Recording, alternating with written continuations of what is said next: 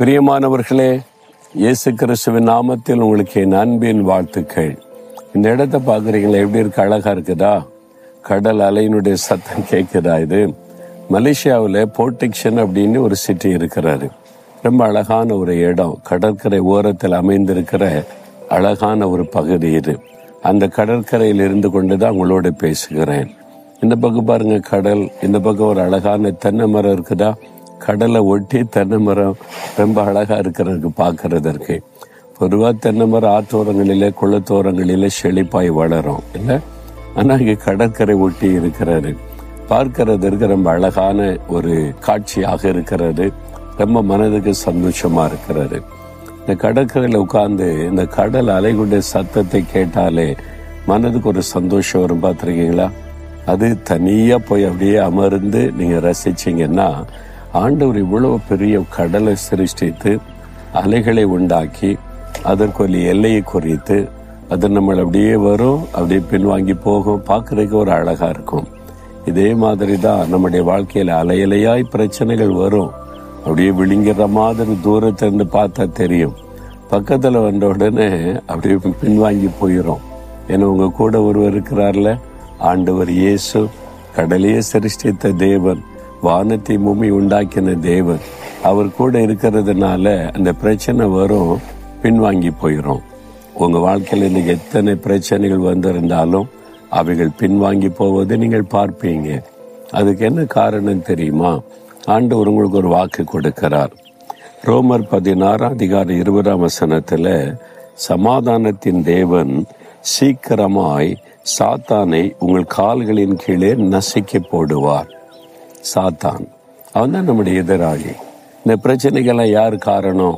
அலையிலையா பிரச்சனையா வந்துகிட்டே இருக்குங்க.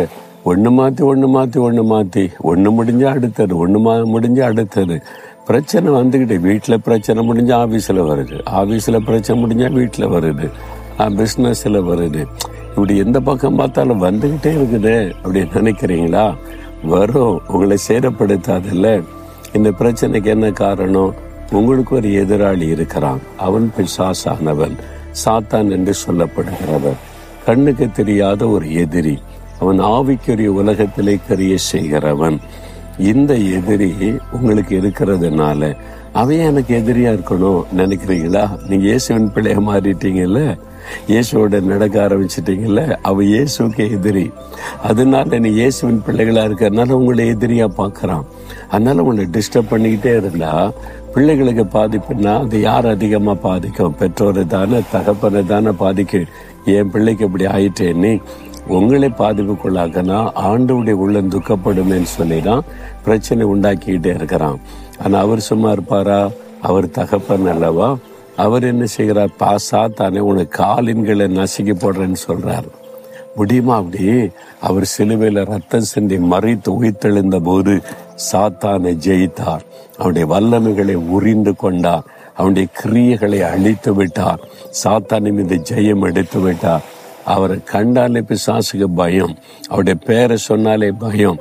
அதனால நீங்க பயப்படாம சொண்டு போகாம இயேசுவின் நாமத்தினால சொல்றேன், ஓடி போயிரு.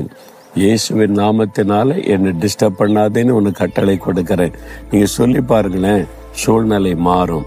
ஏன்னா அவனுடைய தலையை நசுக்கி உங்களுடைய கால் கீழே போடுறேன்னு சொல்றாரு. அவன் தலைக்கு மேலே ஏறி நின்று நம்மளை அடிமைப்படுத்த நினைக்கிறான். ஆண்டவர் சொல்றாரு, அவரை பாதத்தைக்கு கீழாக்கி போடுறேன் அப்படின்னு சொல்லி. இயேசு தம்முடைய கால்களினால் அவன் தலையை நசுக்கினார் என்று வேதத்திலே பார்க்கிறோம். இயேசுவின் காலுக்கு கீழே தான் இந்த பிசாசு. அதனால நீங்க பயப்படாதுங்க. இயேசுக்கு கீழேன்னா இயேசு உங்களோடு இருக்கிறார்ல, அப்போ உங்க பாதத்துக்கு கீழே தான் அவன் உங்களை ஒன்றும் பண்ணிட முடியாது. சும்மா பயமுறுத்துவான்.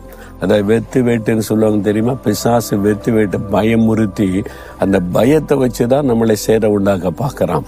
நீங்க பயப்படாம தைரியமாக நீ என்ன பண்ணிட முடியும்? என்ன? இயேசுதான் உன் தலையை நசுக்கிட்டார்ல, சிலுவையில உன்னை ஜெயித்துட்டார்ல, நீ என்னை ஜெயித்தர முடியுமா? சும்மா போராடி என்னை முடைக்கிற நினைக்கிறியா? போராத பிசாசே, இயேசு கிறிஸ்துவின் நாமத்தில் உன்னை நான் மேற்கொள்ளுகிறேன். நீங்க சொல்லி பாருங்களேன், ஓட்டம் பிடிச்சிருவாங்க. நீங்க விவரம் தெரியாம அறியாமையில் இருக்கிறதுனால தான் பயமுறுத்திக்கிட்டே இருக்கான். ஐயோ பிசாசு வந்துட்டா என்ன செய்யறது? பிசாசு இப்படி போராடுறேன், என்ன பண்ண? இந்த போராட்டம் அந்த போராட்டம். பதறாதங்க. அவன் என்ன செஞ்சிட முடியும்? உங்களை பயமுறுத்தி வேதனைப்படுத்த முடியும். நீங்க பயப்படாம தைரியமா, உன் தலை நசிக்கன இயேசு ஏன் கூட இருக்கிறாரு, நீ என் காலுக்கு கீழே சும்மா துள்ளாத, இயேசுவின் நாமத்தினால அப்படி சொல்லிக்கிட்டே இருங்க. தினம் சரி அந்த போராட்டம் வரும், நல்லது. அது வந்தாதான் வாழ்க்கை இன்ட்ரெஸ்டிங்கா இருக்கும்ல. இந்த போராடி போராடி ஜெயித்து போறோம் பாருங்க, அதான் ரொம்ப சந்தோஷம். சொன்ன போகாதங்க. அந்த பொருளாத சாத்தானை ஜெயித்த இயேசு உங்களோடு இருக்கிறாரு. நீங்க ஜெயிக்க முடியும். அவங்களுடைய பாதத்துக்கு கீழே விசுவாசத்தை அறிக்கையிடுங்க. பொருளாத சாத்தானே, உன் தலை நசிக்கன இயேசு என் கூட இருக்கிறாரு. நீ அவருக்கு காலுக்கு கீழேன்னா என் காலுக்கு கீழே அவர் உன்னை நசிக்க போட்டு இருக்கிறாரு. என்னை ஒண்ணு செய்ய முடியாது, நீ போராடினாலும் ஜெயிக்க முடியாது. இயேசு கிறிஸ்துவின் நாமத்தில் நான் உன்னை ஜெயிக்கிறேன். ஆமேன், ஆமேன்.